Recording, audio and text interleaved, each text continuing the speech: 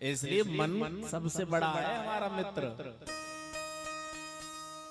इसलिए मन ऐसे वैसे नहीं मरेगा, इसलिए मन का उल्टा कर दो, क्या होगा?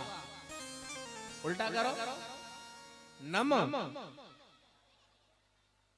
नम्रता पूर्वक जिनका जीवन होता है ना, तो उनका मन धीरे धीरे रुक जाता है अभ्यास के द्वारा।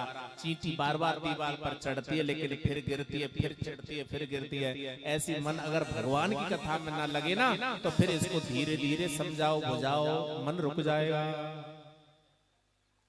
इसलिए मन है तुम्हारा मित्र, मन ही तुम्हारा बैरी है, मन ही बंधन का कारण है, मन ही सदगति का कारण है। भैया एक शिष्य था, वो गुरुजी से शिक्षा दीक्षा लेके अपने घर में आ गया। बहुत दिन हो गए गुरुजी के पास में नहीं पहुंचा। बहुत दिन के बाद में जब वो ही शिष्य गुरुजी के पास में गया, तो गुरुजी ने कहा कि भाई तू तो बहुत दिन में आया है, हमको भूल ही गया। कि नहीं नहीं गुरुदेव ऐसा नहीं है।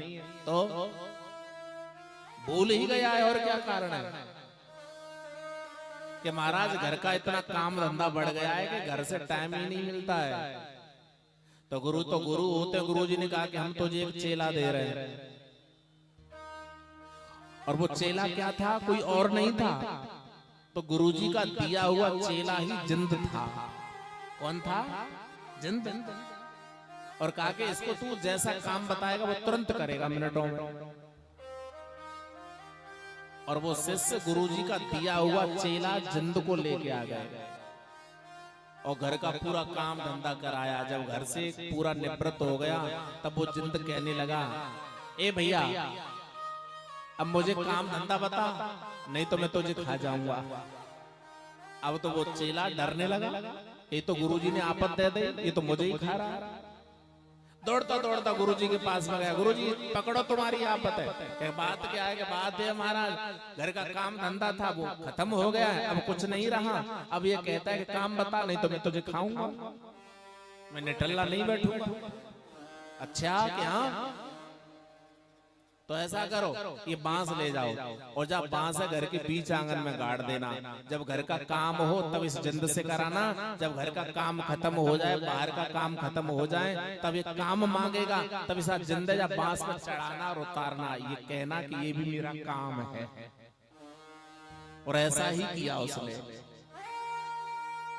घर के आंगन में वो बांस गाड़ दिया। जब काम होता तो उससे काम कराता, घर का बाहर का। जब काम खत्म होता तो उस जिंद से उससे कहता कि इस बांस पर चढ़ और उतर, ये भी मेरा एक काम है। ये हकीकत में दृष्टांत हंसने का नहीं है, किसी और का नहीं है, सब अपना है। ये जो जिंद है ना, ये हमारा मन है। ये मन अगर इस मन के लिए फालतू बिठाएंगे ना, तो इधर उधर दौड़ेगा, भटकेगा, कभी किसी से मित्रता करेगा, कभी किसी से लड़ेगा। जब तुम्हारे पास में किसी ऑफिस का, घर का, खेती का, दुकान का, व्यापार का काम हो, तब इस मन को उसमें लगाओ, खूब मन भर कर।